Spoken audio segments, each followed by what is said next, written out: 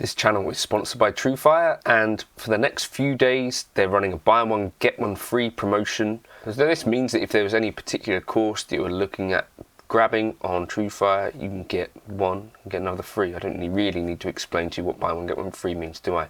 Follow the links in the description, and yeah, Truefire, thanks for sponsoring the channel. There have been two huge pieces of news that I think certainly I didn't see coming, and that I think will be interesting to any of you guys that are interested in the wider sort of digital modelling world. So that is that today, or yesterday, sorry, Fractal, not announced this, but Cliff takes part in a couple of different forums. So the name Fractal Audio Moderator. There are no plans to offer this being support for NAM captures in the current generation products. Next generation products will support NAM. Now, he made another comment later on saying that white box modelling will still be the primary focus. NAM will be included for those cases where a model isn't feasible. Just look at the wish list section of our forums. I wish for a model of the Andromeda Magnetar 3200. There are only 5 known in existence and no schematic is available, but I'm sure Fractal can make a model just by looking at a picture of the rear panel. So, we'll get into this in a little bit.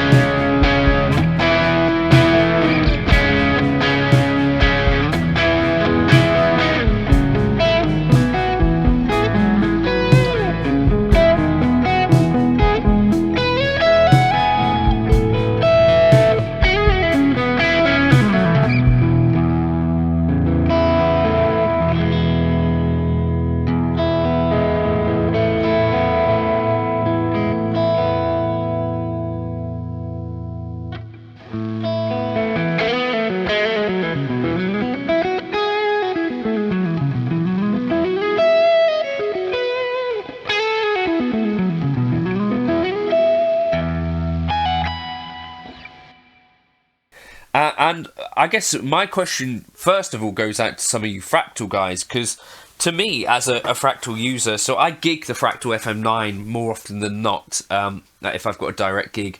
these days it's the Fractal FM9.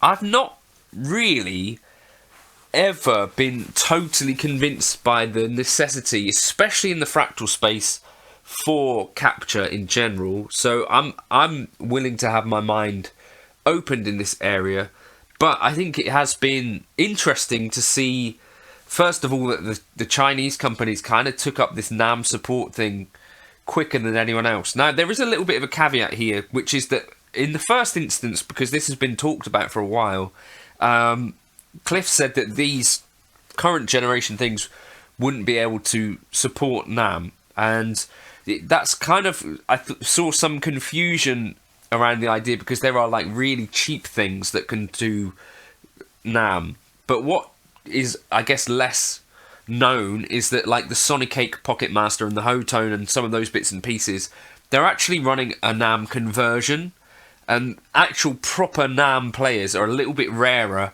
So I think that is probably the distinction that Cliff is making. Like, if we're going to run a NAM capture profile, that we just want to run the actual thing and not run a conversion. So I think that's why it would be the case that they're waiting for the next generation, which presumably would have, you know, some extra sort of processing power, newer chips. But also, I guess this is like a feature that you could hold back for the newer tech anyway, to have a reason to jump.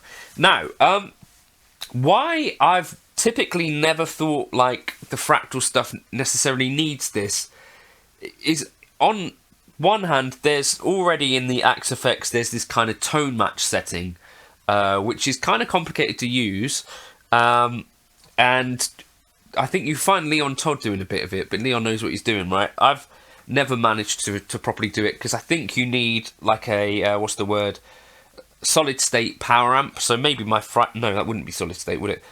But that's the idea, to get a proper tone match, you need something like that.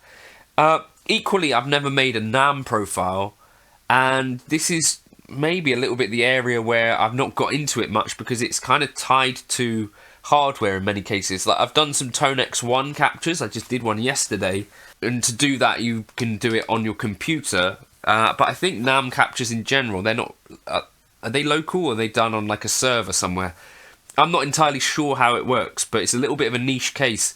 What I like about the Quad Cortex or Nanocortex and the Kemper, obviously, is that you've got everything you need in the unit to do a capture. It doesn't even need to be tied to a computer. That's kind of neat.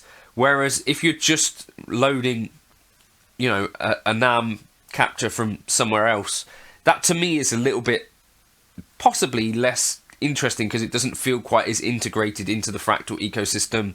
Or if this was Line 6 doing it, same sort of thing, right? But anyway, that's kind of that. That is my major kind of issue with profiling capture tech in general, is that actually interfacing with that whole system is a little bit Wild West still, right? And this has been the case now for as long as the Quad Cortex and Kemper have been around, right? Where it's kind of like, well, actually looking for an appropriate model or profile or capture is kind of, because they're all in different places from different manufacturers and stuff like that, and you know, whether it's Tone Junkie or Michael Britt or Amalgam or, you know, whoever it might be, Johnny Dickhead, you've got to go around these different places and find them. That was kind of a nice thing about NAM with it. I think it was called Tone Hunt. It might be called something different now, but that was a place that sort of aggregated some captures together. I still think that there's a kind of big tech element that's maybe missing from it, where it's like, well, there is this sort of like your iTunes or your Spotify or something awful of NAM captures, and then you go there and it's like, well, this is the stuff. And I also think there's a lack of interface, although I spoke to someone recently about they're kind of bringing this NAM playing stuff to an interface to that which will kind of work a little bit more seamlessly perhaps. But that's that. Why I don't find it also that important in the Fractal world personally is because there's already over 300 amps in there, and there's not been too many cases or any that I can think of where I was like, well, you know, I'd love to play around with that, but it's not actually in the Fractal space, and you know, I much less like to actually own the amp. And the things that I have owned, whether that's something like this Fender Super Reverb, which is reissued, there's something like that in the Fractal. Deluxe Reverb, obviously that's in Fractal. And what else? You know, Mesa Boogies that I've had in the past, they've had like versions of Mesa Boogies in the Fractal space. I just always thought that Fractal had been so like plentiful in terms of the amount of amp choices that they've already got covered in here, like more by far than any of the other modular digital bits and pieces, you know, put together, to be honest. And it's kind of like, well, do you need to do this NAM capturing thing? So I'm kind of glad that they're still concentrating on the white box modeling, and I'm kind of glad that instead of it being like a distraction that takes away from that, you know, where they're like creating their own version of capture or profiling or whatever, they're just saying, right, we'll make it so that in the future you guys that buy whatever it might be, the successor to the FM3, Axe FX3 or FM9, that you'll be able to just run a NAM capture player on there. In which case that kind of solves that, right? And it means that Cliff can then concentrate on doing more kind of modeling stuff and the things that matter more to him, and then just actually, you know, NAM is being done by Steven at, you know, somewhere else, and he's kind of, I think, got his head fairly screwed on, right? People are sitting up and taking notice of NAM at this point, and it's starting to sort of, I think, become a little bit of a standard maybe, and this is hopefully where we get to, where there's like a more standardized practice around capture and profiling, and then it can really blossom to somewhere else. But what it also means is that at some point, and given that they're talking about it now, in the not so distant future, you'd imagine that there's a new generation of Fractal products coming, and that's kind of even the bigger headline for me, because I've had a lot of fun. The FM3, is it 2019, something like that, 2018, 2019, to be fair to me, like, it's still one of the most exciting things to use out there, just because there's so much in here.